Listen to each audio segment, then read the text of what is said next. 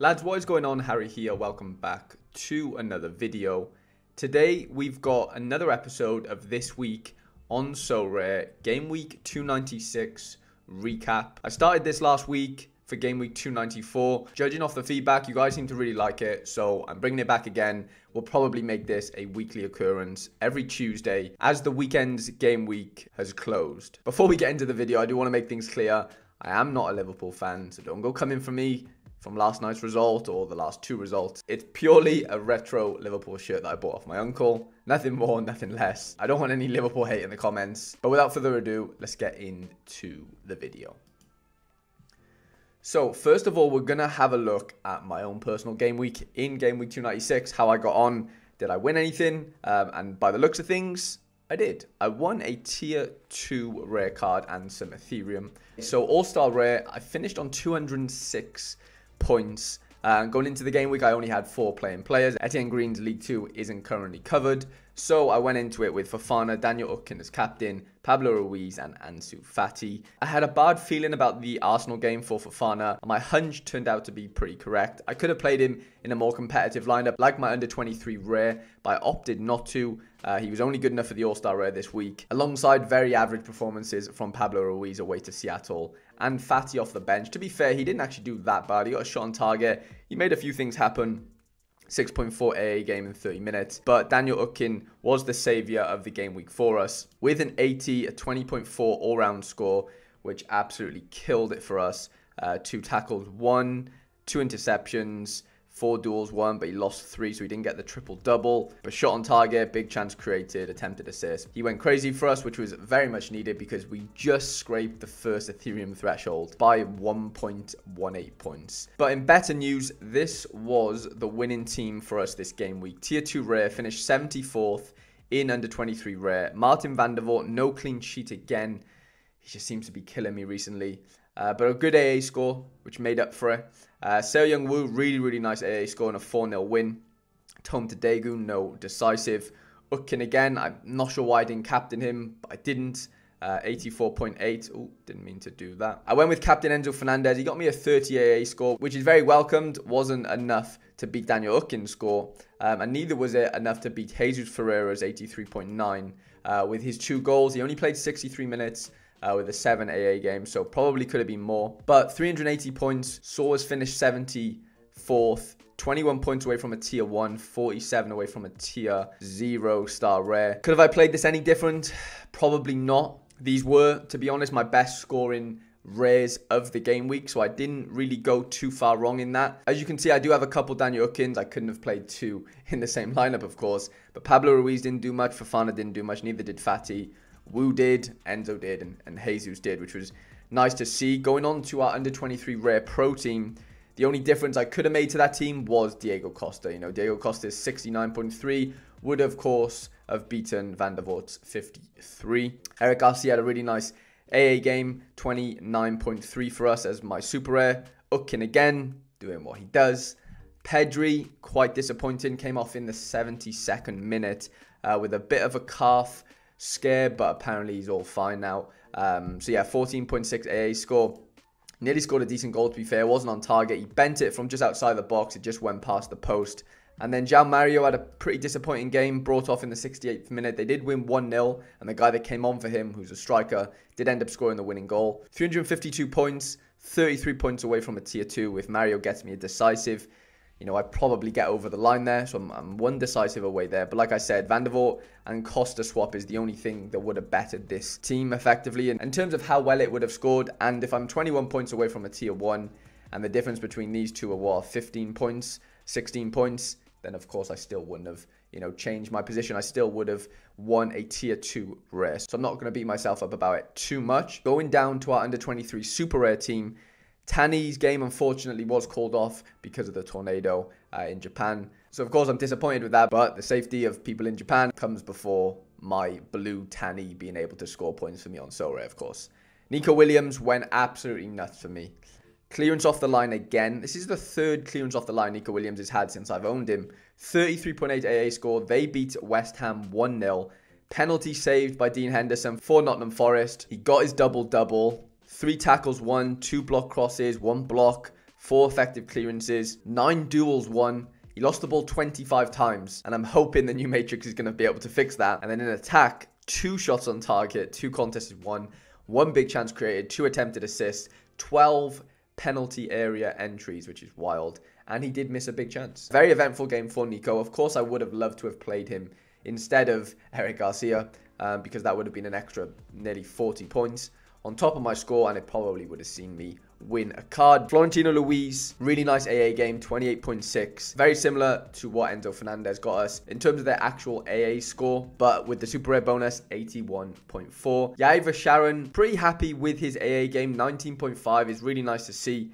Big chance created, shot on target, tackle 1, fouled a few times, which of course accumulated to 19.5. It would have been nice if he got himself a DA. That's one thing he's lacking right now, is those assists, those goals, but I'm sure they will come in the new position he's playing in for Anderlecht. As my captain, it got me to 80.4. Mitsuta, considering it was a 3-2 game, had a bit of a stinker. 1.2 AA game, which is not like him. He's normally well into the 10s, especially when there's goals in the game. But going into this game week, I kind of knew that there was uncertainty around the Tani fixture.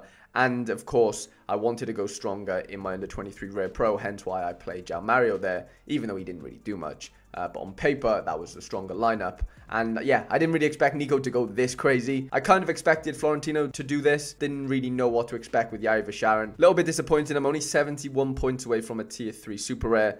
You know, if Mitsuta scores and Tani plays, you know, we're probably knocking on the tier 3 super rare door there, but it wasn't to be. Tani will get that fixture at some point later on in the season, so I'm not that disappointed, to be completely honest. And then going into our last team, it was our underdog super rare. Of course, commons don't score any points.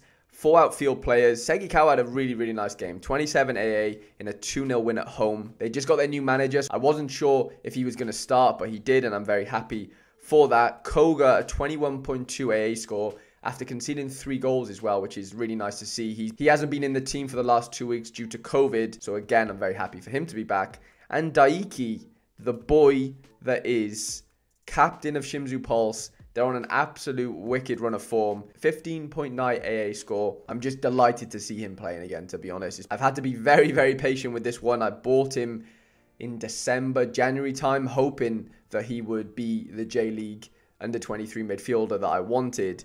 And yeah, I wanted him, but he just didn't play. He was injured for a long time. It killed me. So I had to go in and get some replacements in. But it's just nice to see that 1, Shimizu are scoring, 2, they're winning, and 3, he's their captain at 19 years old, which is crazy. So yeah, definitely positives to take out of the J-League side of things.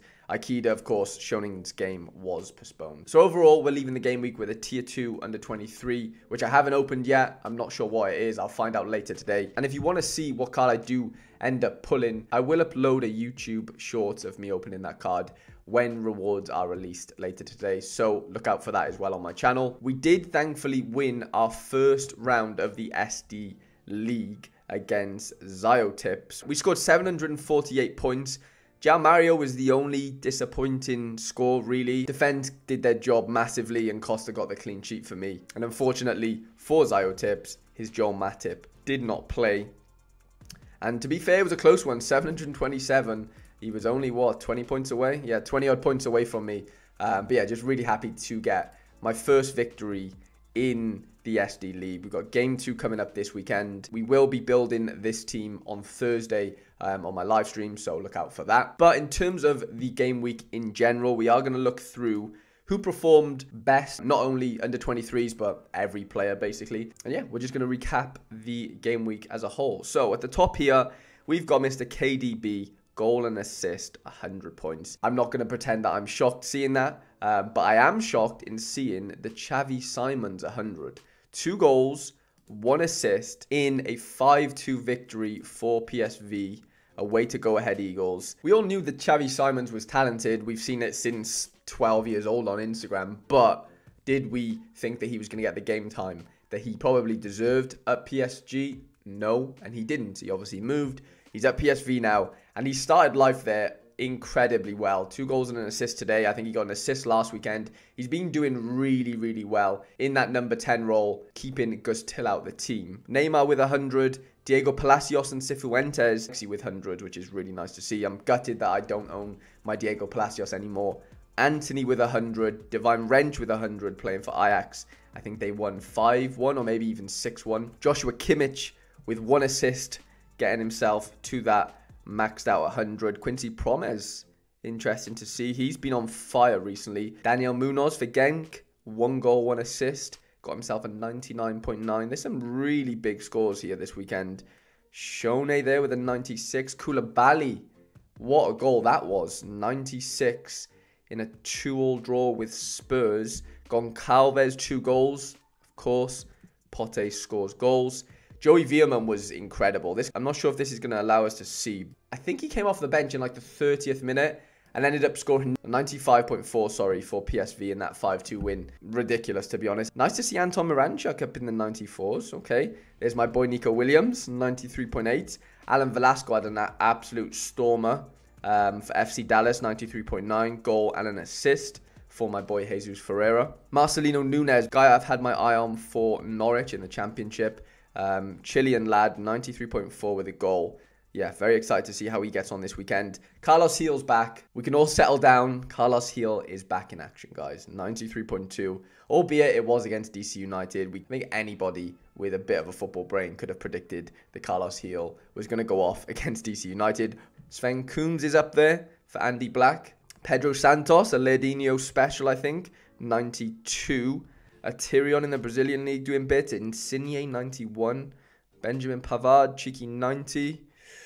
Rodrigo for Leeds with a 90. 2 goals, okay. He started off the season really, really well, actually. Brian Heynan, I saw that he's on penalties now for Genk.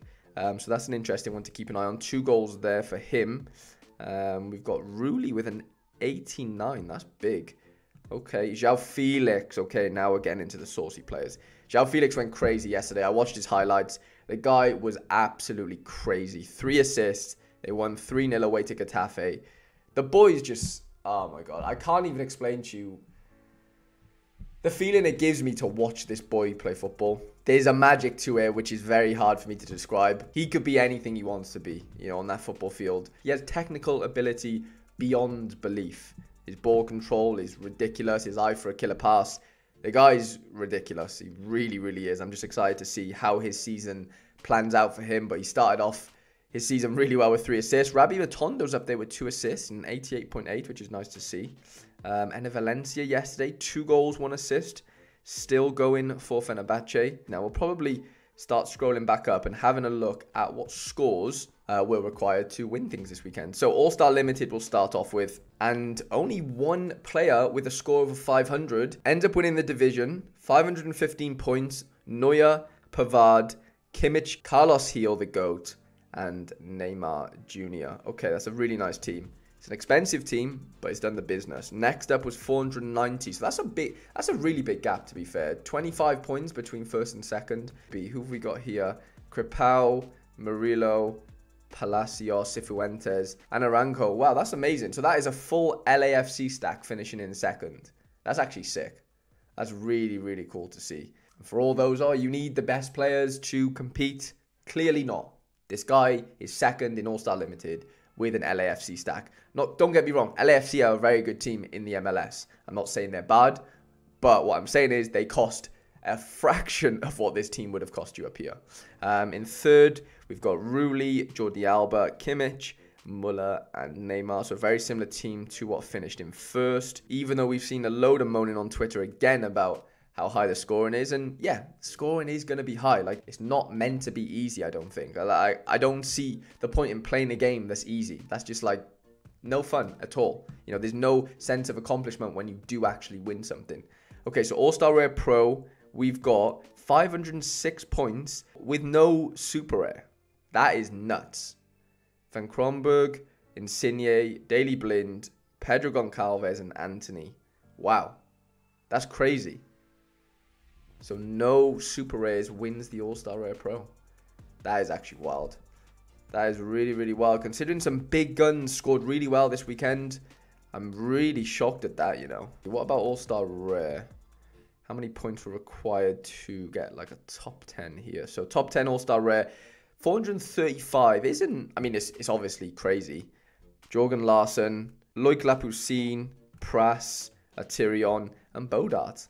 Again, not crazy expensive players, but doing bits. In first place, 452, Crepau, Palacios, Romero, Cifuentes, and Carlos Vela. Again, LAFC stack with Romeo from Boca Juniors in there. LAFC went crazy that weekend, to be fair to them. Okay, under 23 rare, the competition that I finished 74th in. Top of that list was a team that scored 470 points. No clean sheet for Lafont, Pavlidis, Wrench, Reindeers, I probably butchered that name, and then Anthony, 470 points, won it with just over 1 point to spare. Savinov, Wrench, Trezor, Viaman, and Cody Gakpo. That's a very nice team. And then a good friend of mine, Jenki, in third. Congratulations, Jenki. 446 points. You did manage to hold on to that podium. Savinov, Wrench, Taylor, Brobby, and Anthony, that Ajax stack coming in clutch for you. What was a top 10? 418. No clean sheet for Muric. Okay. 29 people scored over 400, which is probably expected. But 470 and 469 is huge numbers. What about under 23 rare pro? 449. So less than under 23 rare. Do Brandao. Straight out to Bangor. Mamadashvili, Obispo, Viaman, Wansang, and Kylian Mbappe. Yeah, that's a really nice win. Very, very nice win. Some big scores there. PSU in 6th, 436 points. Costa, Timber. I'm not sure what's going on with Timber recently. He's just hasn't hit the ground running in terms of his Sorare scores, which is very interesting to see. And his price has plummeted, to be fair, considering at what he was trading at one point. Mike Trezor captain. Jota again. Jota's goal, man, was unbelievable. I'm not sure if you've seen it, but go check out Jota's goal on the weekend. He scored 2 bangers now in 2 games. The one on the weekend was ridiculous. He's literally just got the ball out of his feet and just zinged into the top corner. The ball literally did not move. It was as straight as an arrow. It was unbelievable. Anthony, super rare. That must be nice to have. Yeah, some big scores, to be fair, this weekend. Nothing crazy, but big enough, of course. And like I said, it's always going to be tough to compete with some of these lineups in these specific divisions, but there's always an edge to be had. Like I said with the LAFC thing, there is teams that you can stack that will win games big, and as a consequence will allow you to win some nice prizes. And it's not going to happen every week, but it will happen eventually. Okay, I hope you have enjoyed this episode of This Week on Sorare Game Week 296 recap. If you did enjoy, please do leave it a like, and if you are completely new to Sorare and you haven't yet signed up, there's a link in the description of the video that will get you 1 free limited card once you purchase 5 from the new card auctions on Sorare. Anything that you think that can make this episode better or more informative or more valuable to you, please do let me know in the comment section. I hope you have a great game week. I hope you have a great day, and I shall see you guys in the next video.